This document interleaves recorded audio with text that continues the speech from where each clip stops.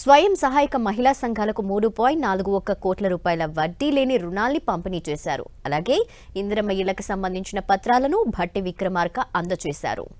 ప్రస్తుతం భట్టి విక్రమార్క మాట్లాడుతున్నారు. లైవ్ చూద్దాం. అదృష్టం కొద్ది కాంగ్రెస్ పార్టీ నాకు రాహుల్ గాంధీ గారి నాయకత్వంలో, మల్లికార్జున ఖర్గే గారి నాయకత్వంలో ఈ ప్రభుత్వంలో ఉప ముఖ్యమంత్రిగా, అది కూడా ఆర్థిక శాఖను చూసేటువంటి బాధ్యత నాకు చెప్పినప్పుడు, ఆనాడు మీరు చెప్పిన ప్రతి సమస్యకి బడ్జెట్ లో ఆ సమస్యల పరిష్కారం చేయడం కోసం ఏమేమి పొందుపరచాలో వాటన్నిటినీ పొందుపరుచుకుంటూ వచ్చాం.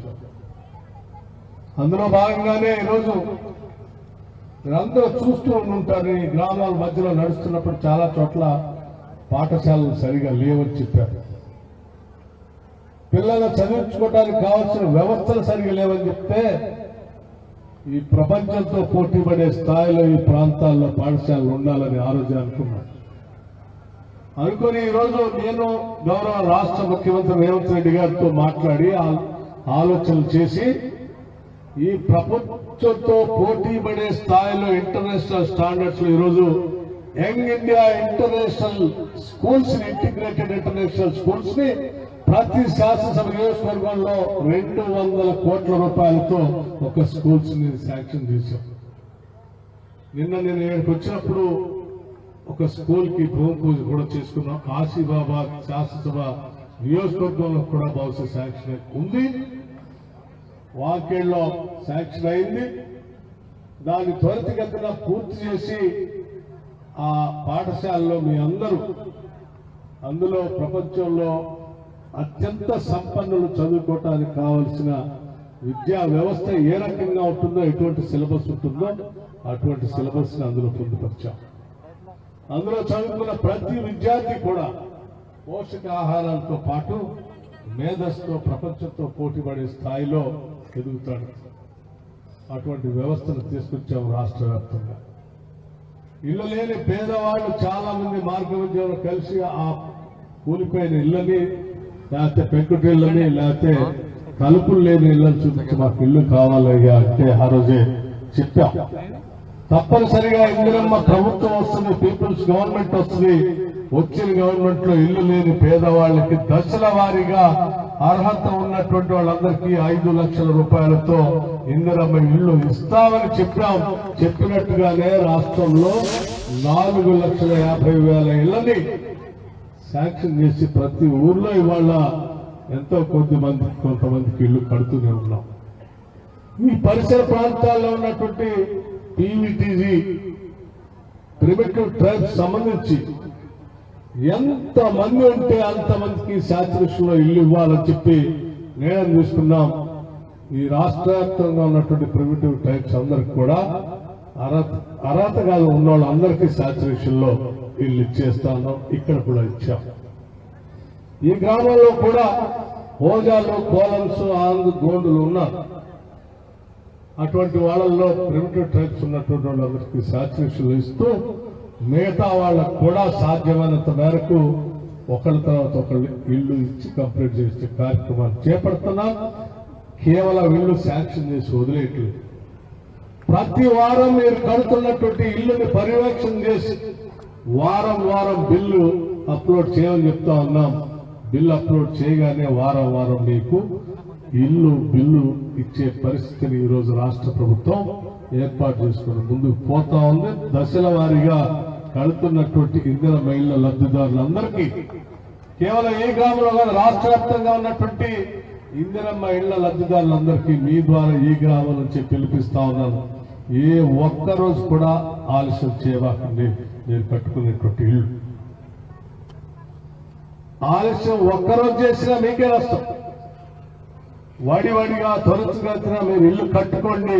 వారం వారం బిల్లు ఇచ్చే బాధ్యత ఈ ప్రభుత్వాన్ని అని చెప్పి ఈ సందర్భంగా అందరికీ మనం చూస్తాం. అట్లాగే ఈ ప్రాంతం నుంచి నడుచుకుంటూ పోతా ఉంటే ఈ రహదారి గురించి కూడా చెప్పారు. ఈ రహదారి పెద్ద ఎత్తున ట్రాఫిక్ పెద్ద ఎత్తున ఉంటుంది. ఈ ట్రాఫిక్ ని అధిగమించాలంటే ఉట్నూరు ఆసిఫాబాద్ రహదారి ఇది వెడల్పు చేస్తే బాగుంటుందని చెప్తే దానిని కూడా ఇప్పుడు ఈ రహదారిని వెడల్పు చేసే కార్యక్రమంలో భాగంగా శాంక్షన్ చేయటమే కాదు, హ్యామ్ మోడల్లో కొద్ది రోజుల్లోనే టెండర్లు కూడా పిలుస్తా ఉన్నారు. ఈ రహదారి కూడా పిలుస్తడం జరుగుతుంది. అట్లాగే ఈ ప్రాంతం నుంచి వెళుతున్న సందర్భంలో కొన్ని చోట్ల నీటిపారుదలకు సంబంధించిన ప్రాజెక్టులకు సంబంధించి కొన్ని సమస్యలు అడిగారు.